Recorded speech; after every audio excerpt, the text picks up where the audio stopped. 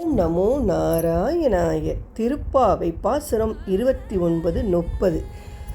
சிற்றஞ்சிறு காலே வந்துன்னை சேவித்துன் போற்றாமரை அடியே போற்றும் பொருள் கேளாய். பெற்ற மேய்த்துண்ணும் குலத்தில் பிறந்து நீ குற்றேவள் எங்களை கொள்ளாமற் போகாது. இற்றைப்பறை கொள்வான் அன்று காண் கோவிந்தா.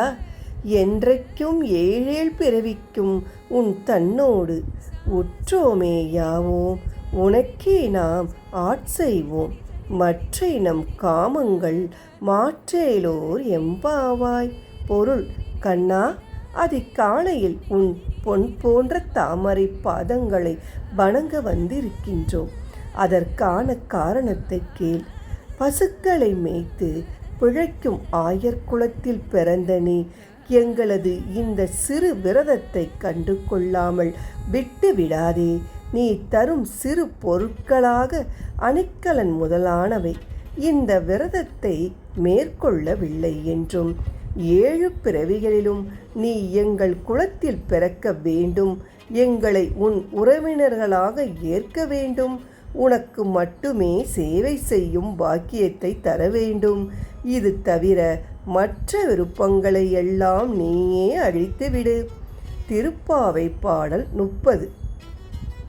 வங்கக்கடல் கடைந்த மாதவனை கேசவனை திங்கள் திருமுகத்து சேயிழையார் சென்றிரஞ்சி அங்கப்பறை கொண்ட வாற்றை அணிப்புதுவை பைங்கமல தன்தெறியல் பட்டபிரான் கோதை சொன்ன சங்கத்தமிழ் மாழை 30 தப்பாமே.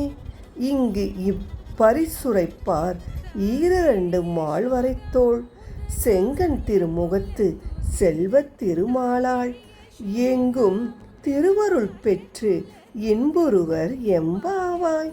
பொருள்: அலைகள் நிறைந்த பார்க்கடலை கடந்த மாதவனும் கேசி என்ற அரக்கனை கொன்ற கேசவனுமான கண்ணனை சந்திரனை போன்ற அழகு முகம் கொண்ட அணிக்கலன் அணிந்த பெண்கள் சிரமப்பட்டு தரிசித்து பாவை விரத பலன் பெற்ற விபரத்தை ஸ்ரீவில்லிபுத்தூரில் பிறந்த குளிர்ந்த தாமரை போன்ற முகத்தை உடைய பெரு ஆழ்வாரின் பெண்ணான ஆண்டாள் இனிய தமிழில் 30 பாடல் பாடி பாமாலை தொடுத்திருக்கிறாள்.